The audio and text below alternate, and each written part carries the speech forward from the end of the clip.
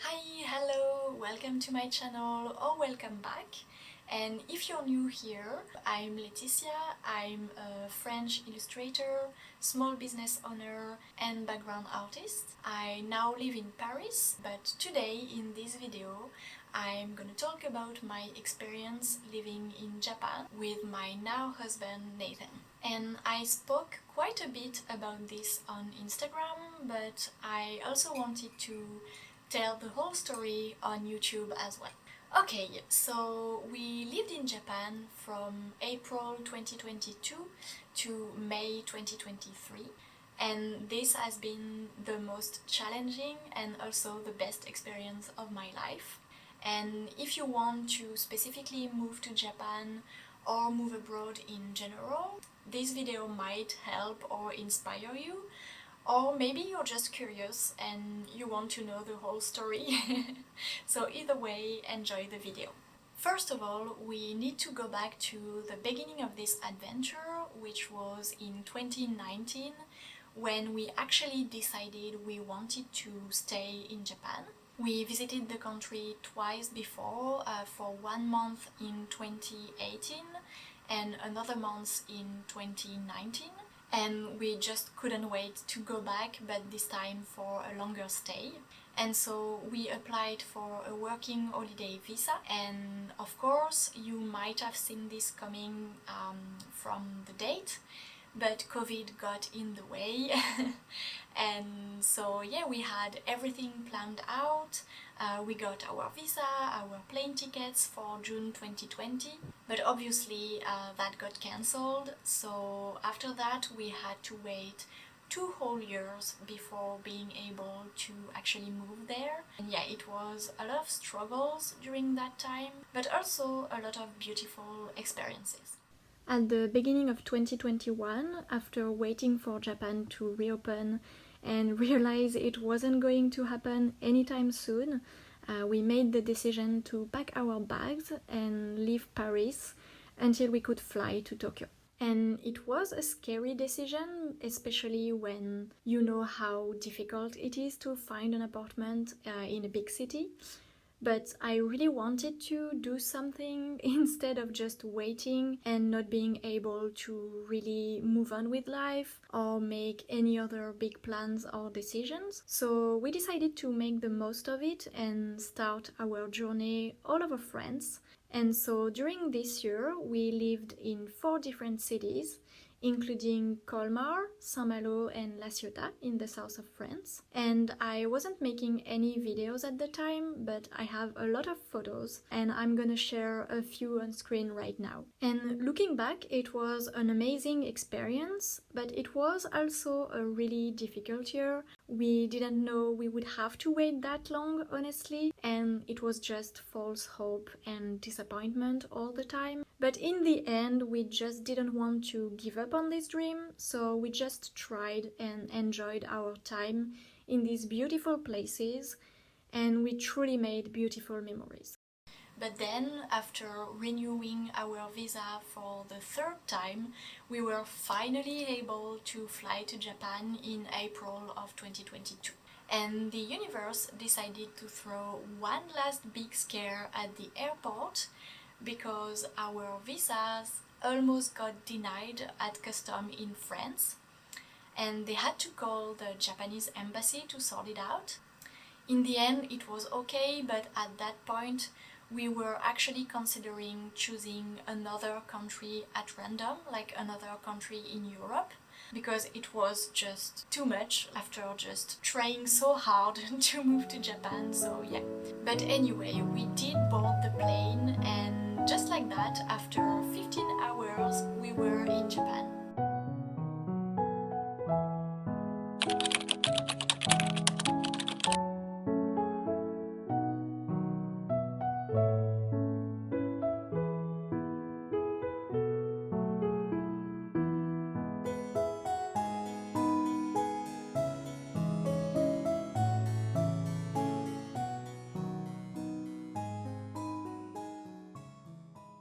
We spent a couple weeks in Tokyo to settle down and do paperwork, which was actually a nightmare. And if you're planning to move to Japan, be prepared for it because this is truly next level.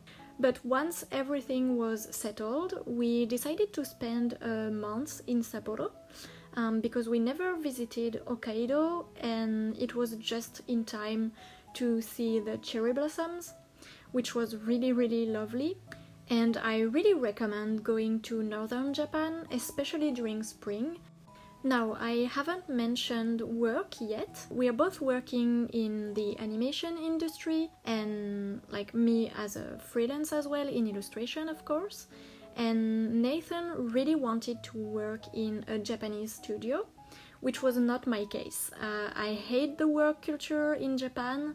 And I also really wanted to take the plunge and do illustration full-time at least for a few months. And this is something I wanted to try since I had some savings. And so while we were in Sapporo, I was usually working in the morning and then I would take the afternoons off to go and explore the city or go a little bit outside of town. And Nathan was starting to look for jobs in Tokyo as well. And yeah, we really enjoyed our time there, even though it was just a month. It was enough to settle down a bit and see how the city was. And in the end, I really loved the city and I do recommend you visit it. It's also way less crowded than Tokyo and smaller, I think, which is nice. And our apartment was like a little outside of the city, I think a 30-minute bus ride. And so we were like close to the mountains, which was really amazing. And yeah, I have really good memories there.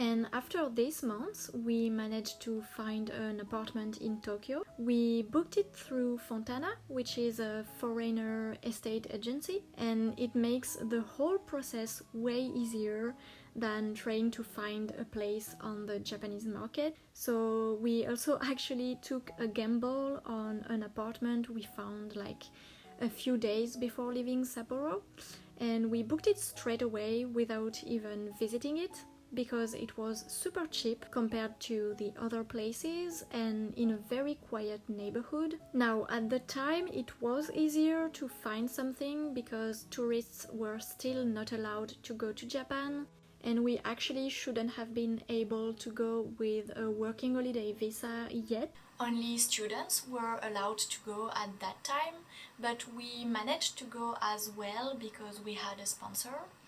And we tried to get it through a language school, but in the end we had to pay almost 1,000 euros for a company that helped people with a working holiday visa to go through the whole moving process. They really were super helpful, and in the end, looking back, I'm really happy we did that. They really were super helpful, so even if you don't need sponsors anymore to move to Japan, at least not with a working holiday visa, I truly recommend checking them out. I'm gonna put the link in the description. I'm not sure if you can do that if you're not based in Europe, but anyway, if you're interested, I hope that can help you. I went on a little bit of a tangent here, but I really want to try and include as much details as possible, even though this is not like a how-to or not like a tutorial, like how to move to Japan, but anyway, I hope it can still be helpful for you. So anyway, we found a place in a cute little neighborhood called Ekoda, and I'm so happy we lived there because it was just perfect for us. It was a 5 minutes ride to Ikebukuro, but the neighborhood in itself was mostly families and old people, and the atmosphere was so peaceful. I loved it so much. The apartment in itself was a little bit old and run down in some places, like the kitchen was very old, but my favorite thing about this place was the bedroom and the balcony. This was like the best thing about this apartment. The view was amazing. So yeah, like it was a small apartment and a little bit old and very cold in winter and very hot in the summer, but I loved this place anyway. Like it was just perfect and also really cheap. We paid around 700 euros for around 27 square meters in Tokyo. This is really cheap. So yeah, we were very lucky to find this place. And yeah, we quickly settled into our daily life and a lot happened during that year. I'm not gonna go into too much details about everything, but let me know if you want me to do more videos about Japan in general and more specifically about how it is to live there, the daily life, the paperwork, that kind of things. I would be happy to talk about it in more details. But yeah, during that year I kept working on my small business and Nathan found work in a studio. We made incredible friends and traveled quite a lot inside the country, which was amazing. We bought way too much stuff, especially plushies, and on my side it was stationery and cute dishes. But yeah, this was truly the best experience of my life, despite all the obstacles and all the difficulties. It's part of the experience in the end. Now, one thing I really wanted to mention in that video that I think is really important is the culture shock. And not everyone is going to experience this the same way, but I'm usually very sensitive to that kind of things, so I knew this was going to be difficult for me. And the first 3 months were just us doing a lot of things, not missing home, not thinking too much, moving a lot, and just enjoying our new life. But yeah, after 3 months I started getting really homesick, missing my friends a lot. We also didn't meet a lot of people yet, so this didn't help. And I was comparing everything, and at some point I even asked myself if I was gonna be able to stay the whole year. And it wasn't even our first time in Japan, but being there as a tourist on holidays and living there is a completely different thing. You have to deal with a lot more, especially like the paperwork. Yeah, it's just completely different, and this can feel very difficult, very overwhelming and lonely as well. Sometimes frustrating too, because for me, something that was really difficult was the language. Like, I spent 3 years learning Japanese mostly by myself, and I have a decent level of Japanese, but I felt like a total newbie, and this was really difficult. Even though I did learn a lot during the year and realized that in the end I did manage to had like conversations, but yeah, it was really frustrating. But yeah, I just wanted to talk about this because you really have to be prepared for that kind of things. Living abroad is not like a perfect experience with no obstacles, so yeah, just be prepared and it's gonna be okay. And so at that point I just asked myself what I could do to improve this situation and go over this homesickness. So I started posting on expat Facebook groups, basically looking for friends with the same interests. And we also met people through the very small animation circle. Animation people are everywhere, so it's usually a good way to start meeting people, so that was a really good starting point as well. And yeah, in the end we met some really incredible people, and that's gonna sound cheesy, but that changed everything. And most of our friends were other expats. We did make a few Japanese friends towards the end, but it was definitely more difficult. And after that, I really started feeling so much better and I didn't want to come back home anymore. And in January 2023, we decided that we wanted to stay 1 more year. And at that point, I also started working again for a French animation studio remotely. And then once more, we had to do another endless round of paperwork. The working holiday is only 1 year, so the only way we would be able to extend our stay was for Nathan to get a work visa and for me to then get a spouse visa. And we obviously knew we had to get married, but I didn't know when or how Nathan was going to propose. And I kind of like having the surprise. And for context, we've been together now for almost 14 years. So getting married at that time wasn't such a huge deal for us. It was kind of natural. And he told me afterwards that he was planning to propose in Japan anyway, whether or not we decided to stay. So and so he proposed on February 13th, on our 12th year anniversary. He wanted to do it on our trip to Yamagata that we were planning as a little winter getaway. But since we always have the worst timing, there was a snowstorm, so the train got cancelled and we had to stay in Tokyo. So in the end, he decided to just do it on the day of our anniversary in our tiny Japan apartment. He did it during breakfast. We were still in our PJs. It was super cute. And we got married on March 21st, on the first day of spring, which was perfect. We didn't even choose the date, so I was really glad. And yeah, we got married at the French embassy with a few of our close friends there. So yeah, it was a really special moment, even though it was really far from home. Yeah, it was a really nice day. And we started the whole visa process in February, but at the end of March we still didn't have any news. And my working holiday visa was gonna expire in 2 weeks, so this was a little stressful. In the end, we both got a small extension while we were waiting, but in the end, Nathan didn't get the work visa, so obviously I couldn't get the spouse visa. And I won't tell you all the details because it would be extra boring and also it would take 3 hours long.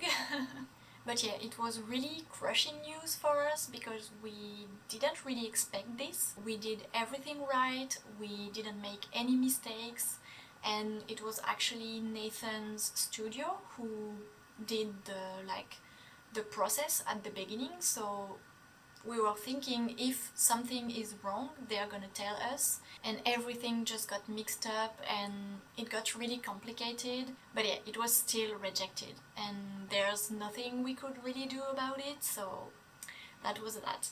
And we had to move out of our apartment really quickly and say goodbye to all of our friends without really knowing why exactly.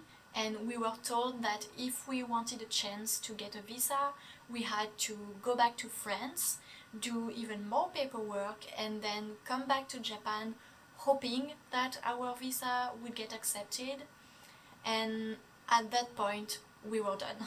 We just couldn't handle doing more paperwork, and this was also way too much money, especially with the plane tickets going up like double the price.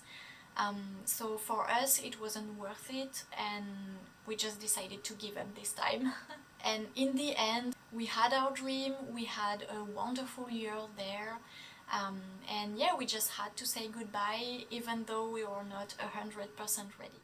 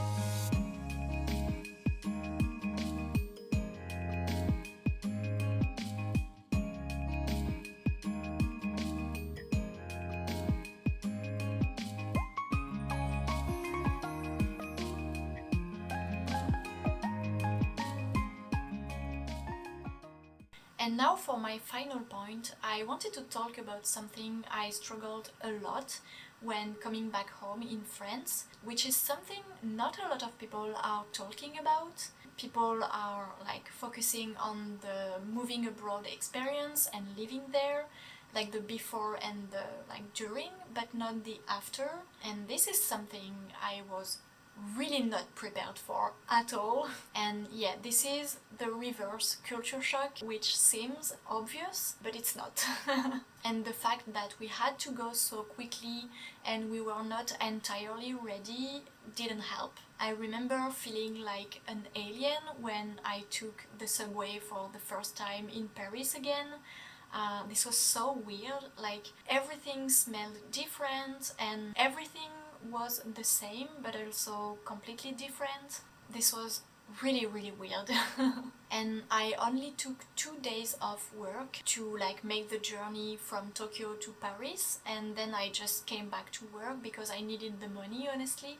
And we had 3 weeks planned to stay with friends, and we had to find our own place during that time. We did manage to find this apartment really quickly, which felt insane because it can be really difficult to find a decent place in Paris like really quickly and for a decent price. So yeah, I'm really grateful we did manage to find something because it was really stressful, and I started experiencing almost the exact same thing that I did experience in Japan. So yeah, reverse culture shock. I started comparing everything. I missed everything about Japan, about my friends. I felt like I had like 2 places to call home, which is a really amazing thing to experience, but it can also be quite difficult and not something you're used to experience, because I felt in a constant state of yearning. I felt really lost. I didn't know what to do. Japan was my biggest dream and the only thing I could think about for the last 3 years. After moving there, living there and coming back home, I was like, what now? So yeah, it was really weird to experience, and I didn't know how to handle this, because everyone tells you what to do when you move abroad, but what about when you come back home? Because this is 100% part of the experience, and for me this was the hardest. I'm really so happy that we had this experience, and I would do it all over again. Honestly, if you're thinking of doing something like that but you're scared, just go for it. It's truly a life-changing experience and I loved all of it, despite the challenges and how hard it's been to go back to a kind of normal. And of course, my experience is unique and it might be completely different for you, but I think it's worth it to just try. Now, would we go back to Japan and live there again if we had the opportunity? I think that yes, definitely, but not in the same conditions, because it did cost a lot of money overall and I wouldn't want to take as much of my savings again now. We do want to buy a home someday soon, hopefully, so I would just want to make sure I can also get a job in France before we go and work remotely for a longer period of time, because yes, my small business did grow but not enough to support me financially, and I don't want to struggle just to make ends meet. So we'll see, but for now I'm really happy I found my rhythm again in Paris, and I'm still someone who loves having a place to call home, even if I love traveling. And the whole digital nomad thing is definitely not for me long term. So yeah, this was a wonderful journey and I'm glad I could share this with you today. I hope it was useful or inspiring, and yeah, I will leave you now and see you in another video very soon.